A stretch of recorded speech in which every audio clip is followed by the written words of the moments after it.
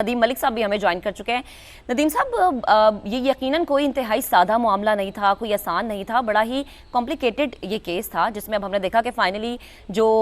हुक्म आया, जो इसका हमें फैसला नज़र आया वो ये कि बानी पीटीआई शाह महमूद कुरैशी दोनों को 10-10 साल कैद की सज़ा सुनाई गई है। क्या कॉमेंट करेंगे मलिक साहब? मैं तो इसको बिल्कुल सही नहीं मानता। इस फैसले सियासी बुनियादों पर किया गया एक फैसला है और ये एक डन डील थी कि ये इंतखाबी अमल शुरू होने से पहले इमरान खान को इन्होंने सजा देनी है। साइफर केस में जितने भी नामनासिब रवैया इमरान खान का था वो दुरुस्त रवैया नहीं था इमरान खान का, उसको सियासी बुनियादों पर उसने इस्तेमाल किया, लेकिन उसकी सजा ये बिल्कुल नहीं बनती। ये बिल्कुल वैसे ही था जैसे अकाउंट रिसीवेबल के ऊपर ये डन डील थी कि नवाज शरीफ को डिस्क्वालीफाई करना है। अभी भी ये डन डील थी, तय था कि इंतखाबात से पहले 10 साल की, 5 साल की, 12 साल की जो भी सजा ये सुना सकते थे वो सुनानी है, ताकि इंतखाबी अमल से एक तो यकीनी हो जाए कि इमरान खान बाहर रहेगा, 1-2 साल जेल में गुजारेगा, उसके बाद ये सजा कायम नहीं रह सकती। ये ऐसी सियासी बुनियादों पर दी गई सजाओं की कोई हैसियत नहीं होती। नवाज शरीफ के केस में सुप्रीम कोर्ट की सजा सुनाई हुई सजा थी, लाइफ टाइम डिस्क्वालिफिकेशन, वो सुप्रीम कोर्ट ने खुद ही खत्म कर दी है, तो ये सजा भी बरकरार नहीं रहेगी। लेकिन अफसोसनाक सूरत ये है कि हमारी अदालती तारीख से ऐसे फैसले सामने नजर आते हैं जिनको बाद में सिर्फ आप लकीर ही पीट सकते हैं, ये नहीं कह सकते कि काश ये ऐसा ना होता, वो हो चुका होता है। भुट्टो का केस का ट्रायल अभी लगा हुआ है 50 साल पुराने मुकदमे का, उसके ऊपर सुन रहे हैं कि जजों ने बैठ के कैसे एक वजीर आजम जो था उसको फांसी पर चढ़ा दिया। अब ये दूसरा मामला सामने आएगा, तो मैं तो इसकी मजम्मत करता हूँ, मुझे ये फैसला बिल्कुल पसंद नहीं आया, अफसोसनाक फैसला है। ठीक है, अफसोसनाक फैसला ये कहना नदीम मलिक साहब का। मुनीब, आपकी जानिब बढ़ते हैं। जिस तरीके से हमारा जो तमाम पैनल है वो यही कह रहे हैं कि जिस तरीके से तमाम जो केस ये सुनाया गया है, जिस तरीके से ये फैसला सुनाया गया है, ये फैसला रिवर्स भी हो सकता है, तो क्या वो कानूनी पहलू हैं जिनको पीटीआई उठा सकती है इस केस में, उन्हें हेल्प आउट कर सकती है आगे जाके? देखिए, बुनियाद इस जगह से पड़ती है कि आपके जो फैसला अदालत ने यानी इस ट्रायल कोर्ट ने दिया है उसमें क्या किन चीजों के ऊपर रिलाई किया गया है। मैं दोबारा अर्ज करूंगा कि अगर तो प्रोसिक्यूशन विटनेसेस के अकाउंट के ऊपर रिलाई किया गया है, यानी जो वहां से चीजें दी गई हैं, तो उससे ये तो चलें बिल्कुल साबित होता है कि सियासी मामलात के लिए इस्तेमाल किया गया, जो चीज नहीं थी उसको बीच में ठूसा गया, सब कुछ किया गया। लेकिन उसके अलावा जो क्वांटम है, जो यानी कि सजा कितनी बड़ी है, यानी 10 साल की सजा, ये कोई छोटी सजा नहीं है।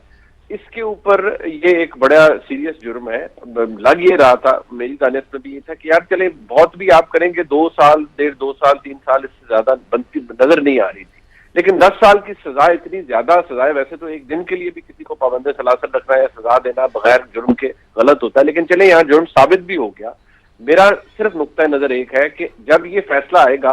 तो उसमें फैसले के अंदर कितना मजबूत फैसला है या ये कितना कमजोर फैसला होगा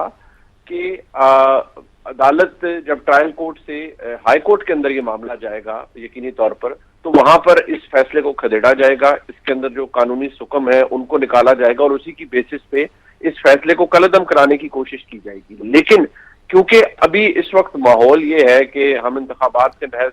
8-9 दिन की दूरी पर है और इमरान खान साहब इसके खिलाफ इसके खिलाफ अपील भी अप्लाई करते हैं, तो उसमें भी टाइम लगेगा। अब तो वो बेल भी इन्फेक्चस होगी क्योंकि इमरान खान साहब को सजा हो चुकी है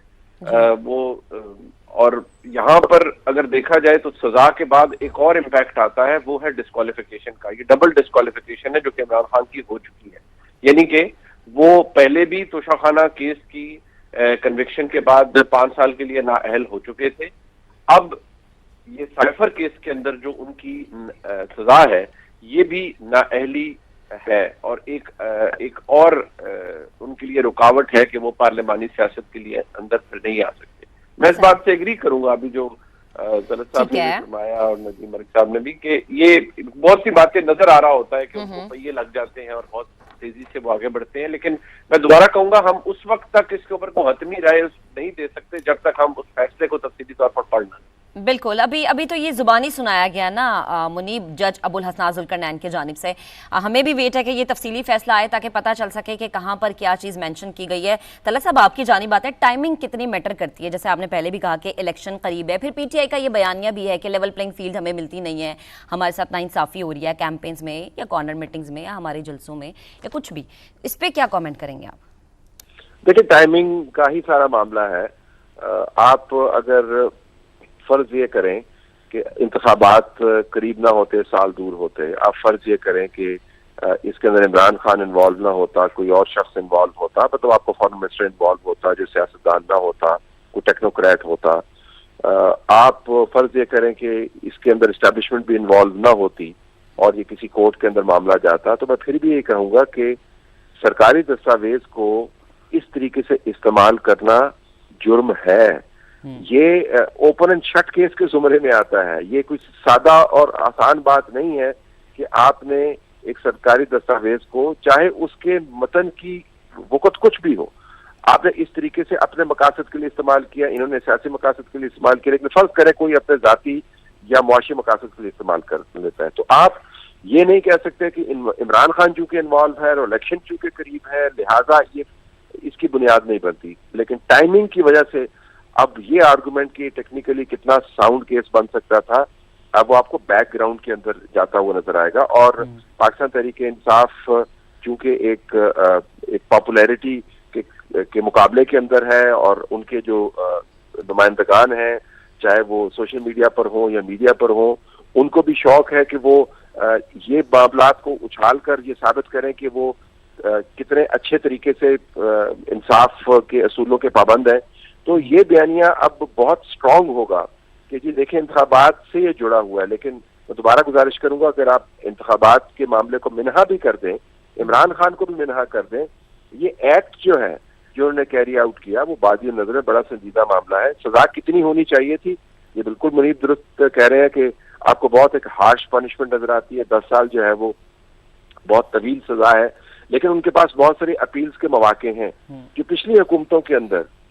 اسی جماعت نے، اور میں اس کو بطور جسٹیفیکیشن نہیں دے رہا، میں صرف موازنہ کر رہا ہوں کیونکہ اسٹینڈ ہمارا وہی ہے کہ پروسیس آپ کو نیٹ اینڈ کلین نظر آنا چاہیے، جو اس میں آپ کو نظر نہیں آیا۔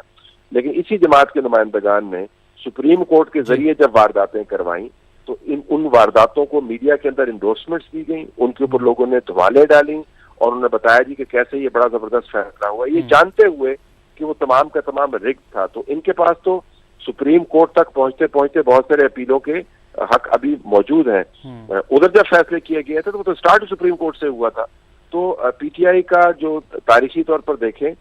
یا ان کے جو نمائندگان ہیں تاریخی طور پر ان کے پاس ہائی مورل گراؤنڈ نہیں ہے، لیکن تکنیکی اعتبار سے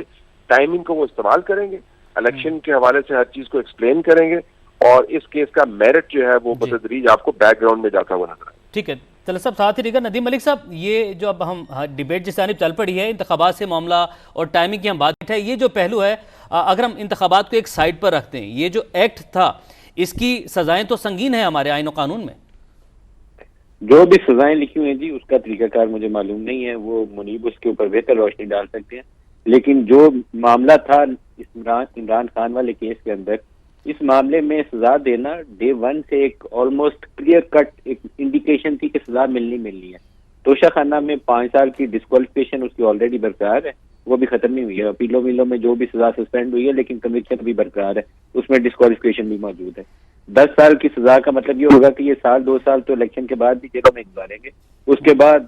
کوئی نیا سیٹ اپ ہوگا، نیا سیاسی ماحول بنے گا، کہیں سپریم کورٹ تک معاملہ جائے گا، وہ سنیں گے، وہ بولیں گے کہ نہیں یہ جج ابو الحسناز صاحب جو تھے انہوں نے فلانی چیز کو نظر انداز کیا، اس لیے اس کو سیٹیسفائڈ کرتے ہوئے اس چیز کو ختم کر دیں، تب تک 2-3 سال گزر جائیں گے۔ تو یہ وہی ریپیٹ ہے، ریپلے ہے اس پروسیس کا جو 2017-18 میں نواز شریف کے ساتھ کیا گیا تھا، یہ اس کا ریپلے ہو رہا ہے۔ میں تو اس کو بالکل تسلیم نہیں کرتا، یہ قابل افسوس ہے، جوڈیشل مرڈر ہے یہ، اس طرح کے فیصلے آنا۔ آپ اس کو اوپن ٹرائل کریں، کھلے طریقے سے تحقیقات کریں، اگر وہ بندہ کہہ رہا ہے کچھ چیزیں اس کے پاس ثبوت ہیں، وہ کل انہوں نے فارمر آرمی چیف کا نام لے کر کچھ الزامات عائد کیے ہیں، پہلے اس کا تو پورا موقع دیں، پوری آپشن ایگزاسٹ کریں، سیدھی 10 سال کی سزا، یہ کوئی مذاق ہے یار، فارمر پرائم منسٹر ہے،